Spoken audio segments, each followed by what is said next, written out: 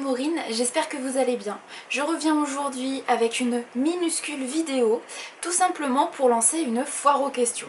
Alors vous le savez peut-être, je viens juste de rentrer de mon deuxième voyage solo en Irlande et à cette occasion, vous avez été très nombreux à commencer à me suivre sur Instagram. Vous avez pas mal commenté mes stories et les photos que je pouvais publier chaque jour. Et vous avez été aussi pas mal nombreux à me poser des questions en message privé. J'ai essayé de répondre un petit peu à tout le monde, mais je me suis dit que ça serait quand même peut-être plus intéressant de répondre d'un coup à l'ensemble, en vidéo et en article sur le blog.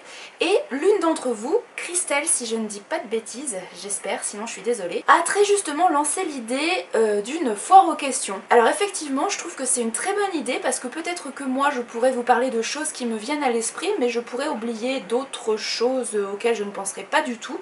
Donc là, grâce à cette vidéo, je lance une foire aux questions. Allez-y, posez-moi toutes les questions que vous pouvez avoir au sujet de mes deux voyages solo en Irlande.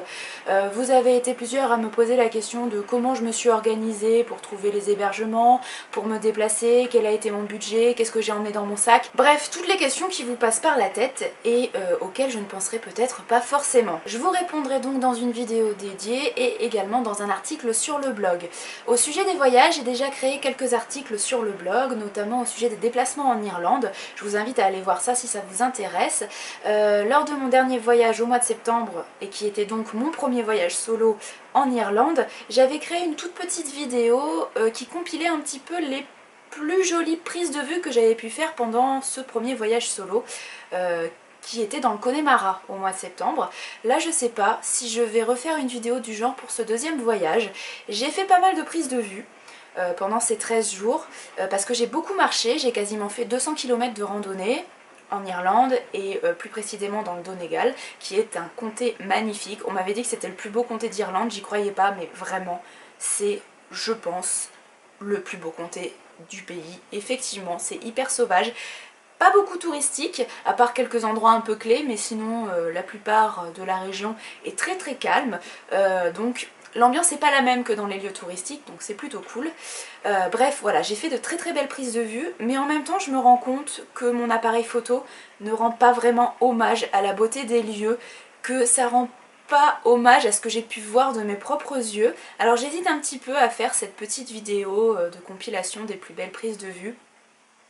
Voilà, je sais pas, peut-être que je le ferai, franchement j'en sais rien. Vous aviez pas mal aimé la vidéo que j'avais faite au mois de septembre, donc j'en sais rien, vraiment j'en sais rien. Si vous avez eu un avis sur la question, allez-y, peut-être que ça me motivera à faire cette compilation. Je profite de cette courte vidéo pour vous remercier d'être de plus en plus nombreux ici, même si je poste pas énormément, d'être de plus en plus nombreux sur Instagram, j'essaye de m'y tenir quotidiennement.